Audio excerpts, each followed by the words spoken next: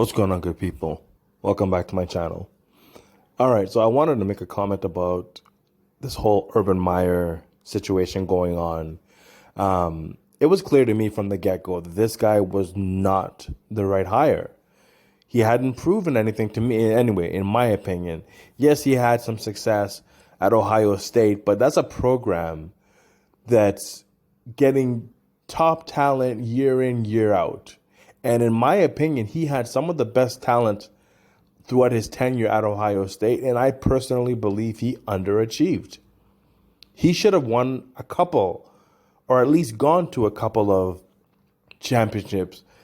Definitely should have at least one NCAA title. And to me, he did not live up to the hype of what Ohio State program brings year in, year out, because he's getting top of the top recruiting class competing with the likes of Alabama and Clemson. And those guys were able to go to many finals and win at the same time, right? So I did not see him being a great hire for the NFL. And it seems as though he was in way over his head. We should have seen the red flags when he dusted off Tim Tebow after nearly 8 years of not playing football and convinced this guy that not only could he come back and play at the professional level, but he could pick up a skills position that he's never played before. Like, who in their right mind would even consider doing that? And I believe right when he did that,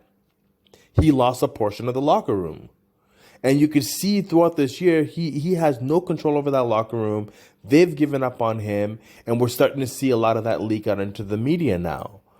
And you take a guy like James Robinson, who in his rookie season last year rushed for over 1,000 yards and amassed for almost another 500 yards receiving. So he nearly had 1,500 yards all-purpose last year.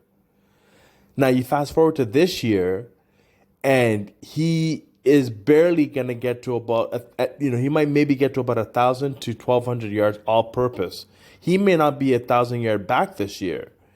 And he's supposed to be on the upwards trajectory. So if he had 1,500 last year, and you fast forward to this year where the consensus among most people is that they had an upgrade at the quarterback position, then his numbers should be better, because now you have to respect the passing game. Whereas last year, they were very one-dimensional. Everybody knew that James Robinson was the guy, and he still did, he did damage with 1,500 all-purpose yards. And this year, having a guy like Trevor Lawrence, who's, touted as the next big quarterback and the number one overall draft pick this year, his numbers should have increased because defenses should be respecting the passing game more. But Urban Meyer doesn't seem to want to utilize this guy in the right way, and he's benching him for unknown reasons.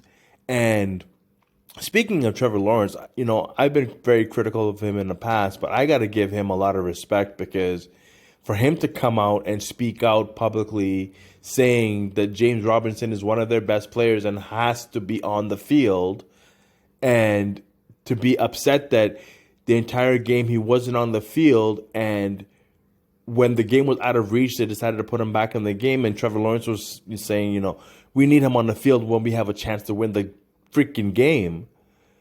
I got to give a lot of respect for this guy, because it takes a lot to speak out like that against your coach.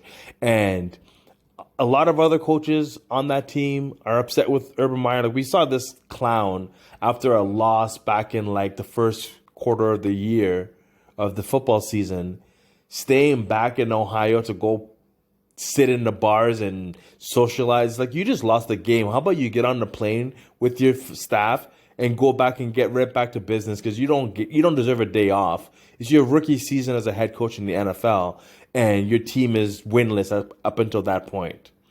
But that just goes to show the priority that this guy has. He is in way over his head. He still thinks he's coaching at the college level, talking down to these players.